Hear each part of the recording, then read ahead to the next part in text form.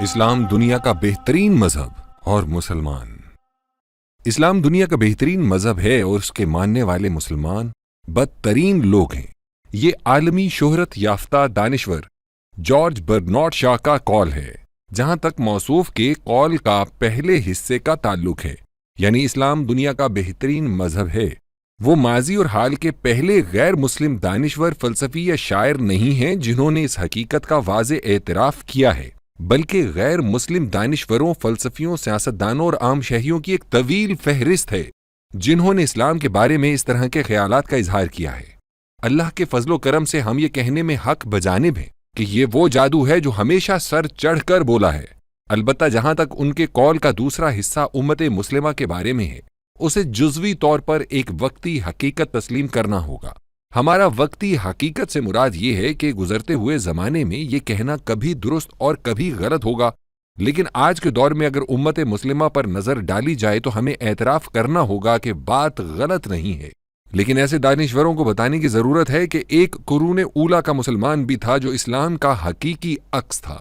دنیا کبھی بھی اور اس کی کوئی تہذیب بھی ایسے انسان پیدا نہیں کر سکی، بلکہ ان کے ہاں انسانیت کی معراج کا یہ تصور ہی نہیں ہے۔ ہم نے بہت دور کی اور بہت بڑی مثال دے دی۔ حقیقت یہ ہے کہ صرف 1-1.5 صدی پہلے کی حالات پر نظر ڈالیں۔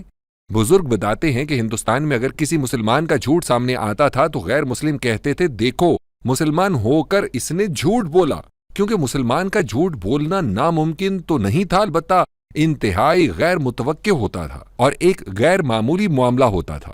ایک بڑا سوال یہاں کھڑا ہوتا ہے کہ چند درجن یا چند 100 دانشور ہی یہ بات کیوں کہتے ہیں؟ کیوں نہیں دنیا کی عظیم اکثریت کی آنکھیں اسلام کی روشنی سے چندھیا گئیں؟ ہم ہندوستان کی حد تک اس کی 2 وجوہات سمجھتے ہیں۔ پہلی یہ کہ ہم نے انفرادی طور پر اور بحیثیت امت مسلمہ دنیا کو اسلام سے متعارف ہی نہیں کروایا۔ ہم نے اپنی بغل میں رہنے والوں کو بتایا ہی نہیں کہ اسلام کیا ہے، اسلام کیوں ہے اور اسلام کیسے ہے۔ دوسری وجہ یہ ہے کہ ہندو مذہب میں اگرچہ بہت سے درجات ہیں، لیکن خاص طور پر یہ مذہب 2 بڑے حصوں میں منقسم ہے: برہمن، جس کا تعلق حکمران طبقہ سے ہے، اور شودر، جس کی حیثیت کسی حد تک پرانے زمانے کے غلاموں جیسی ہے۔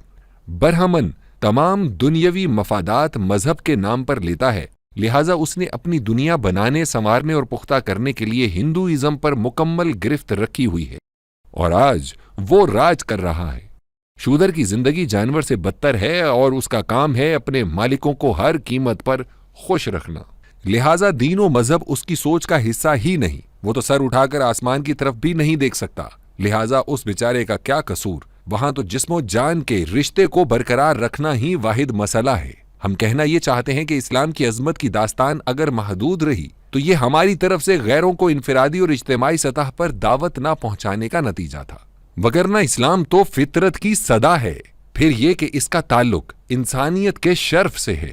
حقیقت یہ ہے کہ مسلمانوں کی عزت اور ذلت تو اسلام سے نظری اور عملی وابستگی سے جڑی ہوئی ہے۔ مسلمان اگر حقیقی طور پر اسلام سے قریب اور قریب تر ہوتا جائے گا تو عزت و شرف، مقام و مرتبہ اس کا تعاقب کرے گا، اور اسلام سے دوری کے نتیجے کے لیے نہ کسی تقریر کی ضرورت ہے، نہ ہی دلیل و برہان کی۔ اپنے حال پر نگاہ ڈال لیں، اریاں اور ناقابل تردید حقیقت آنکھوں کے سامنے آ جائے گی، اور ہماری کیفیت اس ضرب المثل کے مصداق ہو جائے گی کہ سنتا جا اور شرماتا جا۔ بہرحال کسی بھی خیر خواہ کا فرض یہ نہیں ہوتا کہ مرض کی صرف نشاندہی کر کے الگ ہو کر بیٹھ جائے، بلکہ اپنے فہم و فراست اور علم کے مطابق بھرپور اور شافی جواب دینا بھی ہوتا ہے۔ ہم نے آغاز میں عرض کیا تھا کہ ہم نے دنیا کو بتایا ہی نہیں کہ اسلام کیا ہے، کیوں ہے اور کیسے ہے۔ حقیقت یہ ہے کہ اس کی تشریح اور ابلاغ کرنا ہی اصل کام ہے۔ اسلام حقوق اللہ اور حقوق العباد کی ادائیگی کا نام ہے۔ عدل اسلام کا کیچ ورڈ ہے۔ یہ کیوں ہے؟ اس لیے کہ عدل کے ذریعے دنیا کو جنت نظیر اور دنیاوی کارگزاری کو آخرت کا توشہ بنانا ہے۔ آخری سوال کہ اسلام کیسے، یہ اہم ترین ہے، اس لیے کہ اس کا جواب تفصیل سے عرض کرنا ہوگا۔ وہ یوں کہ اللہ نے دین کے لیے جد و جہد کرنے کو اپنی مدد قرار دیا، اور اللہ کے رسول صلی اللہ علیہ وآلہ وسلم کی اہم ترین سنت اللہ کے دین کو دنیا میں قائم کرنا ہے۔ حقیقت یہ ہے کہ جب تک کائنات اور مقصود کائنات یعنی انسان کے لیے بننے والا دنیاوی نظام ہم آہنگ نہیں ہو جاتے، انسان اور یہ دنیا لطافت سے محروم رہے گی۔ لہٰذا نیکی کا نچوڑ تقوی کا حاصل ہے، اور اللہ کی رضا کا اصل ذریعہ یہی ہے کہ وہ نظام قائم کیا جائے یا اسے قائم کرنے کی کوشش کی جائے جو اللہ اور رسول صلی اللہ علیہ وسلم نے انسانوں کو اپنی آخری کتاب میں فراہم کیا ہے۔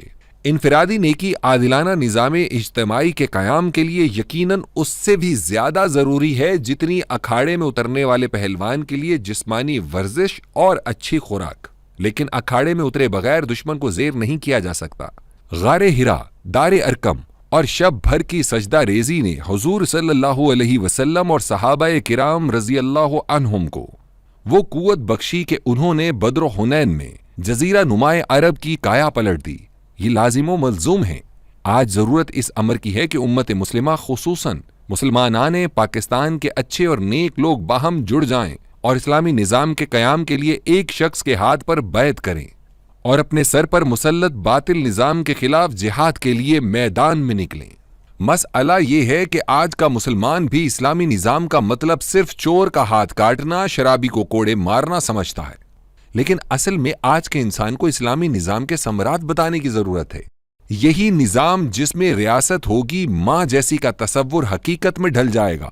حضرت عمر رضی اللہ عنہ نے جو قحط کے دوران وقتی طور پر چور کے ہاتھ کاٹنے کا قانون معطل کیا تھا، اس پر اگر باریک بینی سے غور کیا جائے تو انسان اس نتیجے پر پہنچ سکتا ہے کہ سب کچھ ایک فرد، ایک شہری کی فلاح و بہبود کے لیے ہے۔ پہلی ریاست اپنی ذمہ داری پوری کرے، پھر شہریوں پر قانون لاگو کرے۔ ریاست کا کام لوگوں پر ڈنڈے برسا کر زخم لگانا نہیں، بلکہ عوام کے زخموں کو سہلانا اور ان پر مرہم رکھنا ہے۔ اگر ہم نے یوں دین اسلام کو لوگوں تک پہنچایا ہوتا تو پھر اسلام کو دنیا کا بہترین مذہب قرار دینا چند محدود دانشوروں کے اقوال تک محدود نہ ہوتا، بلکہ یہ صدا گھر گھر سے آ رہی ہوتی، اور اس سے اسلامی معاشرے کی اس طرح تطہیر ہوئی ہوتی کہ برنارڈ شاہ کو اپنے قول کے دوسرے حصے کا ذکر ہی نہ کرنا پڑتا۔ لیکن جب مسلمانوں نے اسلام کیا، کیوں اور کیسے کو دنیا تک نہیں پہنچایا تو اس کا وبال خود ان کی اپنی شخصیتوں پر پڑا، اور معاشرے میں بحیثیت عمومی کجی آ گئی، اور غیروں کو یہ کہنے کا موقع میسر آ گیا کہ اسلام ایک ایسی آئیڈیالوجی ہے جس کا پریکٹیکل کہیں نظر نہیں آتا۔